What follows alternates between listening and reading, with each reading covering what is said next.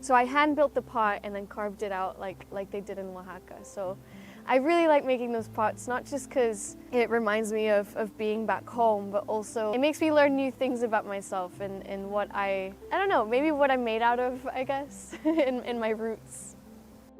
She is saying that obviously migration is not easy. For me, it wasn't an easy decision. I don't think anyone wants to go to another country and live in a completely different country. I loved my country, I loved everything about it, but unfortunately I had a big reason to come here. And I have been doing that for 20 years back home. Sometimes I tell myself, even if I don't speak English, but I still do my hand work, and probably one day I can't sell it, I can't stand on my feet again and do my work, the things that I love to do. It's made me learn how to be present in that moment and not have continuous chatter in my head, and crafting, I think, has allowed me to do that for the first time in my life.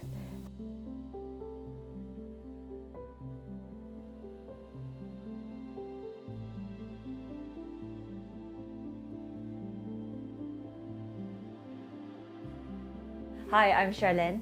I'm a batik artist based in Birmingham. I've moved to the UK about 3 years ago. I started making batik because I was really inspired by the batik artisans in Indonesia and Malaysia, and where they are traditional craftsmen who craft traditional batik, and it's such a shame that the batik craft itself is a declining craft because there was lack of new interest. With the fast fashion going on, there's even less appreciation towards traditional crafts like this. The batik that I make are sort of wanting to reinvent traditional batik in a more modern light, and hopefully that would inspire people to take on batik as a craft, as a hobby. This is a Malaysian batik where you would see a lot of the florals, flower patterns, and also they tend to be more colorful and more vibrant. My name is Chiamaka Claudia, and I'm a 25-year-old Italian-Nigerian currently based in Leicester. I've been here for about 2.5 years. My pottery journey has been a bit of a winding road. Both my Italian and Nigerian backgrounds play an important role in my crafting.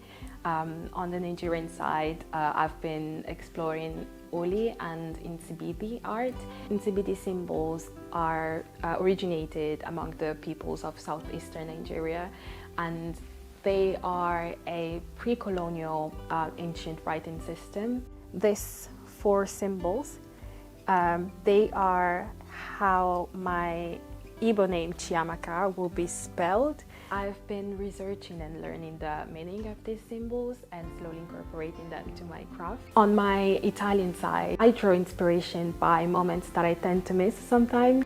One of them is just a cultural tradition, very known and popular, called aperitivo. Sharing and connecting over food, finding a moment, just come together and just spend some time with our loved ones. My name is Ravinda Tagga, and I run the Dosti group, and I have done for a number of years. They do a lot of knitting, they do crocheting, they do arts and crafts. We've got a lady that makes flowers, very, very talented lady. You wouldn't even tell that they were paper flowers. Yeah, we've got a lady who does embroidery. She's embroidered some cushions. I learned from YouTube. I watch every video 10-15 times. When I make flowers, that time I'm really happy. Yeah, my stress is, I forgot my everything when I make flower. And the word dosti means friendship. Embroidery is traditional because they tell us that back in their home countries, they embroidered saris, their own clothes, they embroidered sheets. Nobody bought anything from outside. They used to embroider, they used to knit jumpers. I mean, the speed that some of these ladies knit at, it's incredible. You know, they can do a jumper probably in a day or two. You know, so that's the talent that they brought back with them.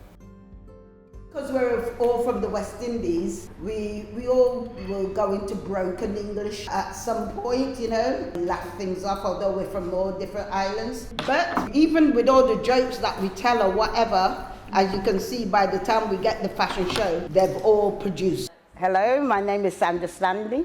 I'm the leader of the Sewing Circle. The Sewing Circle meets at the Afro-Caribbean Center. We start off doing a pattern of the body, which is your personal pattern.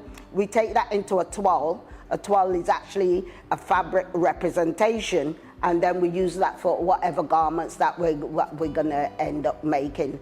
Between July and September, we have a fashion show. When you've made the outfit, your one requirement is actually to wear it on the fashion show. And now, when I say outfit, I mean outfit. It's not just the clothing. They do the jewellery, yeah, and they do the millinery. How do we feel, girls, when we're doing the fashion show? We feel glamorous. We feel, it's African, we dance, and there is a musical theme. We make it, we wear it, and then we actually, it's therapy. Show it off. And we show it off, and we doll ourselves up, just up to the nine. My name's Rosie. So during lockdown, my mum came to stay with us. Mum showed me how to start crocheting granny squares. A little granny square turned into a continuous granny blanket. It was so nice to sit there in the sunshine and chatter. I liked the way it made me feel. I started making the baubles. I think I had so many bits of fabric that I'd got from Mom, because she sews Indian suits and she has lots of remnants of fabrics, and I had a lot. And it was just thinking, what am I going to do with these? It was all about the colours and the fabrics and which ones to put together and how they would look. When I was 7 or 8, we went to Bangladesh for my first time, and I was just absolutely gobsmacked by everything that I saw there, how colourful it was, how clean and fresh everything felt and crisp. And then we came back here, we went into the underground car park, which was grey concrete, and then we got into this silver car with grey upholstery. And I remember as we were driving along the motorway thinking, why is everything so grey? Like, it was at that moment I didn't really realise what I was thinking in my subconscious, that there was already a fight for colour in my life. You know, I couldn't see. We came back to our house that was sort of white grey. You know, there was lots of magical objects, as I thought, from where my parents had brought things back from Bangladesh, and they were used as decorations in the house. When I started to do pottery, I finally had an outlet of exploding colour onto a surface.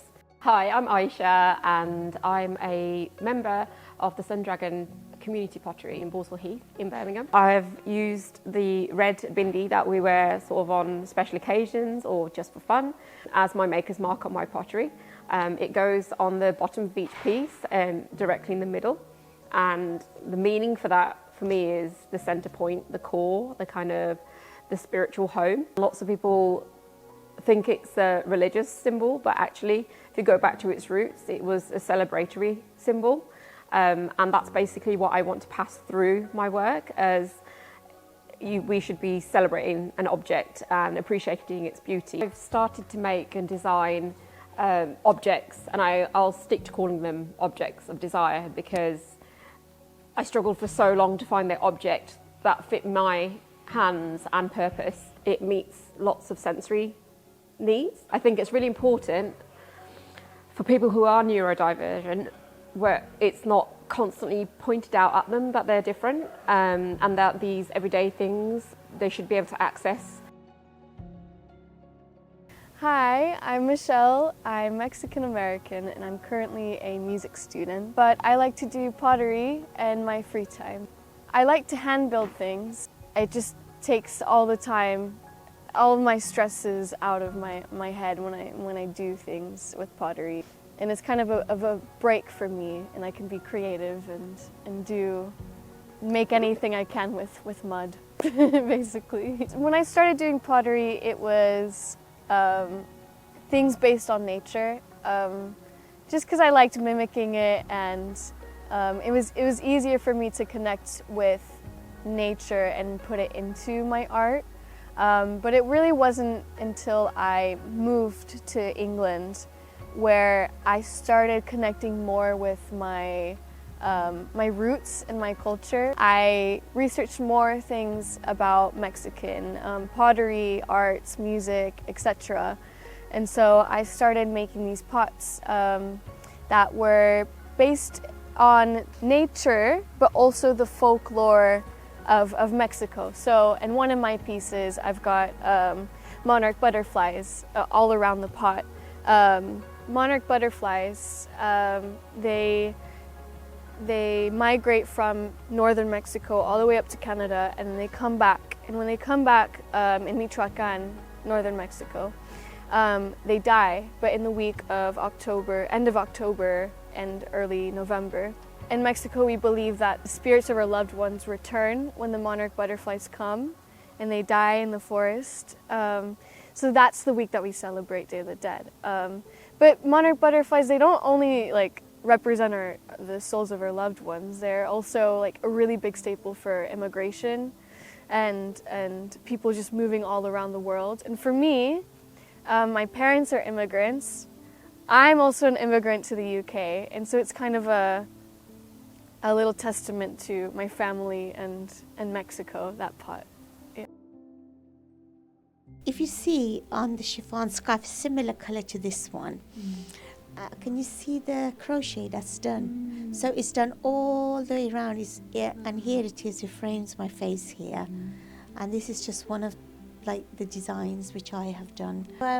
My name's Halima. So my mum, she actually had various talents which girls in Pakistan learn. And this is how the girls of the villages, kept themselves occupied. So my mum was very good at embroidery, did a lot of stuff with sequences, and she did crochet. In the Asian culture, when a girl is getting married, the mother gives her loads of clothes, which she can have tailored made or she can buy ready made. And then with those scarves, my mum said it would be nice if I did a little border. And then it just started, this sort of beautiful hobby started. My mother-in-law just started to show me more and more complicated designs. It didn't matter how elaborate the design was. Once she showed me once or twice, I would just pick it up. And then we didn't just stop there. Then we started doing tablecloths. I had this minute table in my room when I lived with my mother-in-law, and I did 4 crochet covers for that little table of mine. And my mother-in-law used to say, I wish I was your table so I could wear different tablecloths all the time. It could be adorned. She was ever so funny.